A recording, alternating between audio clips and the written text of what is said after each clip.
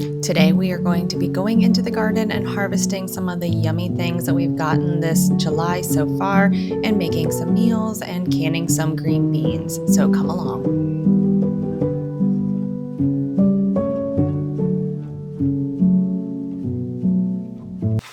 Hey friends, so today we are going out in the garden and going to pick some veggies. We have been out of town for a little while, so we have a lot to gather from our garden and we are just going to see how it's doing. It is so hot and humid here in Ohio, so let's go ahead and check out the garden. This is one of my favorite spots in my garden. This is my cut flower raised beds. I have two of them and they are full of zinnias and snapdragons. And I just love to come out here and cut some fresh flowers, make a little arrangement and put them in our kitchen just to brighten up our home a little bit.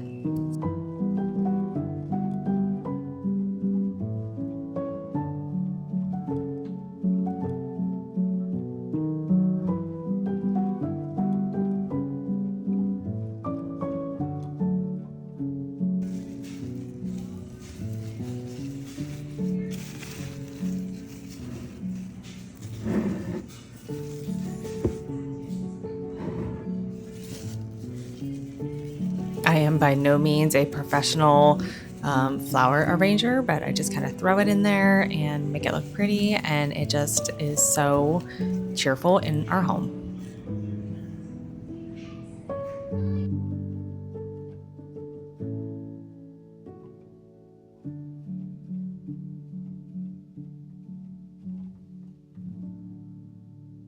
So we had a strong storm come through and it knocked over some of our pepper plants. So we're just restaking them and hope that they survive. I am new to growing potatoes, so I was really excited. I pulled out one of our plants just to see what they look like, and I actually have some decent sized ones this year. I'm going to go ahead and let these grow a little longer to hope that they get a little bit larger. That way we have a lot of potatoes to feed our family for the year.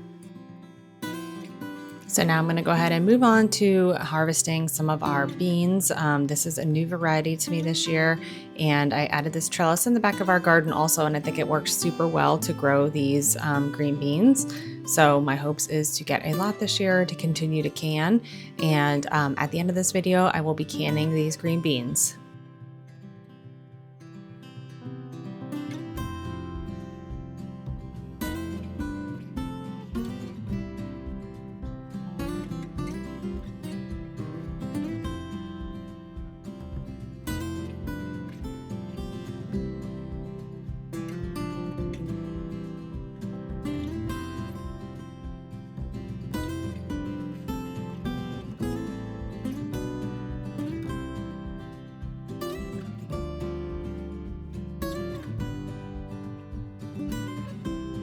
I do have to say that getting green beans out of the garden is one of my least favorite things to do. It's like you're constantly digging around in the plants, and then you have a ton, you've got to snap them and cut them and clean them, but it is so worth it in the end.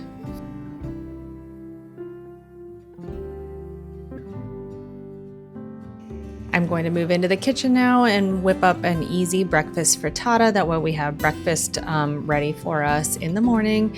And this recipe is just tasty and easy, and I'm just using things that we had on hand because we are back into shelf cooking mode after being off track for a little while. The best thing about frittatas is you can use whatever you'd really like. I had some sausage that needed to be cooked, so I'm just going to brown some ground up sausage, and then I am also going to save some of this so I can repeat this recipe in another couple days, but you could use bacon or whatever you have on hand. I wanted to put some fresh herbs in it, so I'm going to go ahead and gather up some sage, and then I'm going to add that into this meal just to add a little extra flavor. I will have this recipe linked in the description below, but it is super easy. I just took 6 eggs from our chickens. These are nice fresh eggs, and you can see how nice and orange those yolks are. And then I will whip this up and add it to our skillet.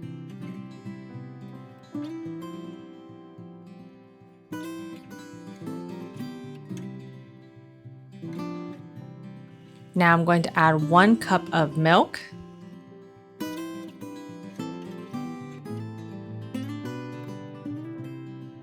Give everything a good mix and then add salt and pepper to taste.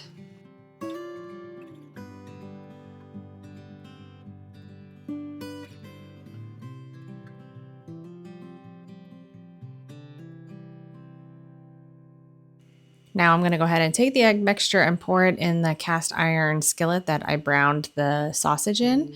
And then I will add the sausage into this pan and add my fresh sage that I've torn into little pieces. I then topped it with some cheddar cheese, and then my oven is preheated to 425 degrees. I'm going to bake it for about 25 minutes.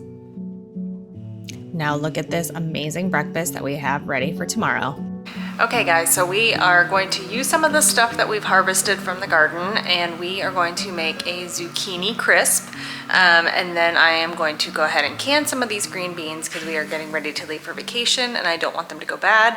So we need to go ahead and use them up. So I peeled these 4 zucchinis and I'm going to go ahead and cut them up into bite-sized pieces. And I want to get about 4 cups ish, I'm just kind of eyeballing it here, of pieces of zucchini.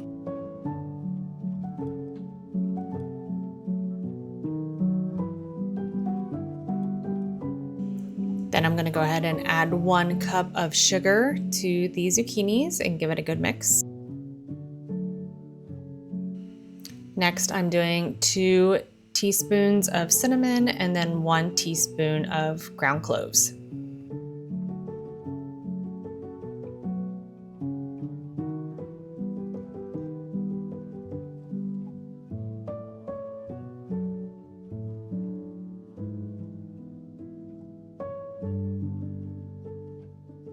Next, I'm mixing in a 1/3 cup of lemon juice.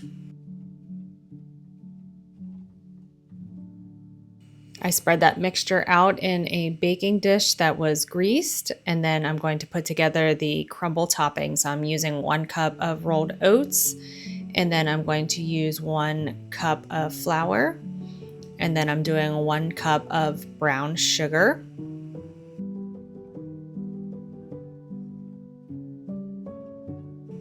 Next, I'm cutting up my softened butter into little pieces, and I'm going to mix that together and kind of get it to crumble between the mixture and the butter.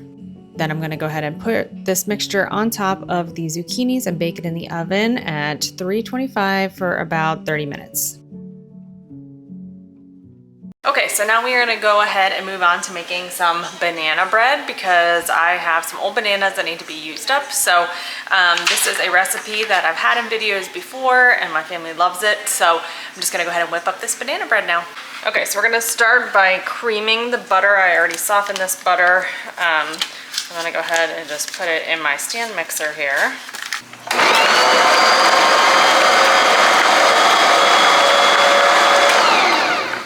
Okay, we're going to add 2 cups of sugar. I am just doing half cups right now, so you'll see me add 4.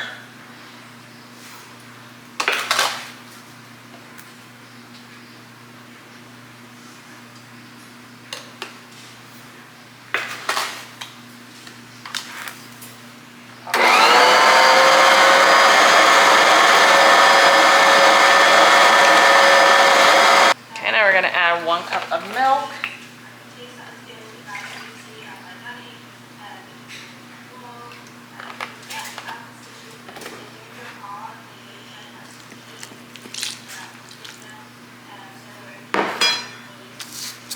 I'm going to add 2 large eggs.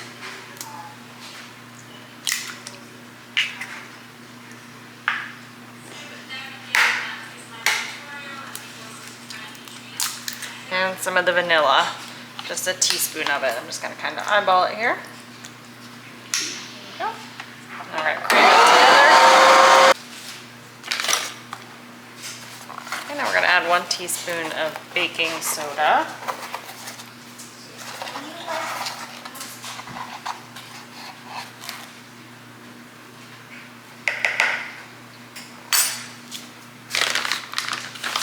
And 2 teaspoons of baking powder.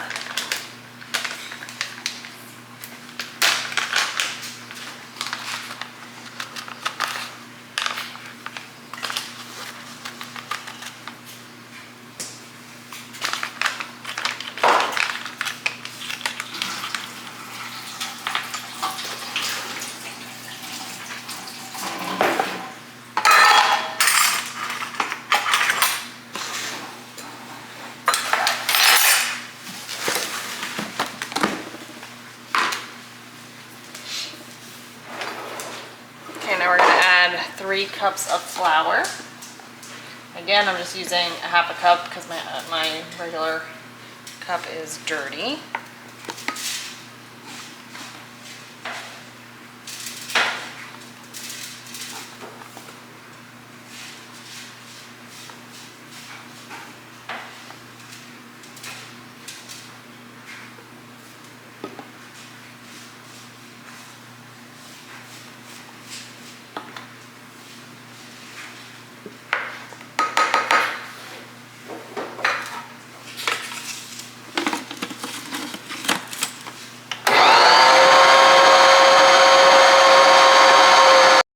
I thought I hit record when I was putting the bananas in here, but I actually did not. So there are 3 very ripe bananas in this recipe.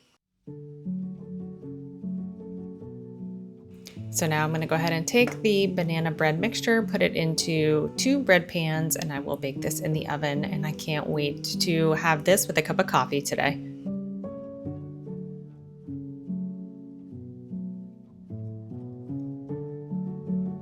Okay, so next we are moving on to canning these green beans. I have these bags that I filled up, and I had them in the refrigerator overnight, so I'm gonna go ahead and cut the ends off and cut them into little pieces and then get ready to put them in our canner. To me, this is honestly the worst part of canning green beans is just the prep work that goes into it. Once I get going, it's fine, but just kind of getting myself in that mindset of standing here to prep everything for a while takes me a little bit.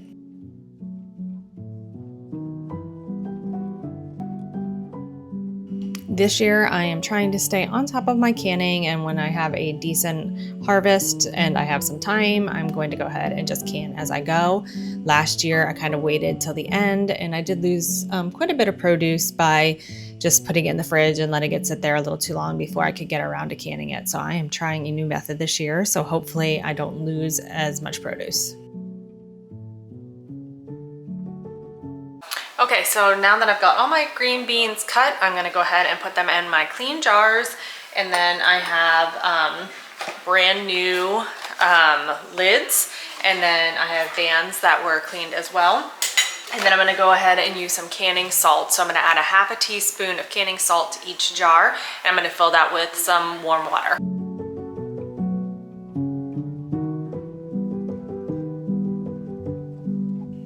We are trying to save as much money as we can right now, and this is something our family has been on a quest for quite a while. So if you've watched any of my other videos about shelf cooking and just saving money with groceries that I did this winter, you can follow along with that. But by having our own garden and canning our own food, we save a lot of money on groceries, and I just feel like it is a healthier option for our family as well. So with this first yield, I only got 3 jars of green beans, but it's better than nothing. So I am adding 1 teaspoon of this canning salt to each jar before I add the warm water. Now I'm gonna ladle the warm water into each jar. I want about 1 inch of headspace at the top. So I'm just gonna fill it up until I have about that area at the top.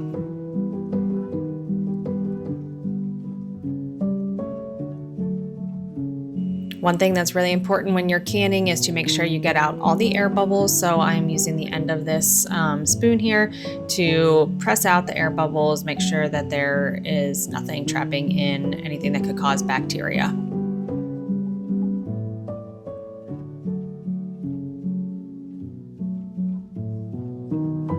Next, I'm just gonna wipe each of the rims with a little bit of vinegar so that way they seal well and they are clean. And then I'm going to go ahead and put the lids on top. And then when I put the rings on, I'm just going to make them fingertip tight.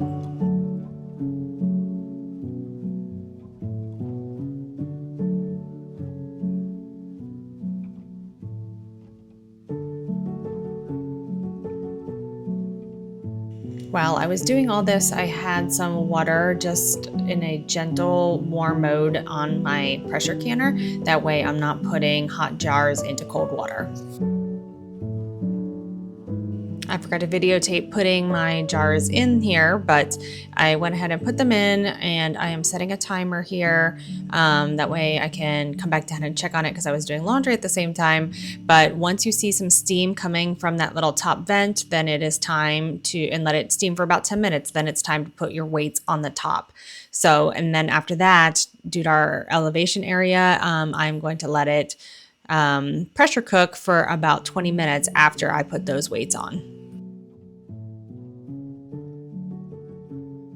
Okay, so now is the time we're going to take the green beans out of the pressure canner and see how we did.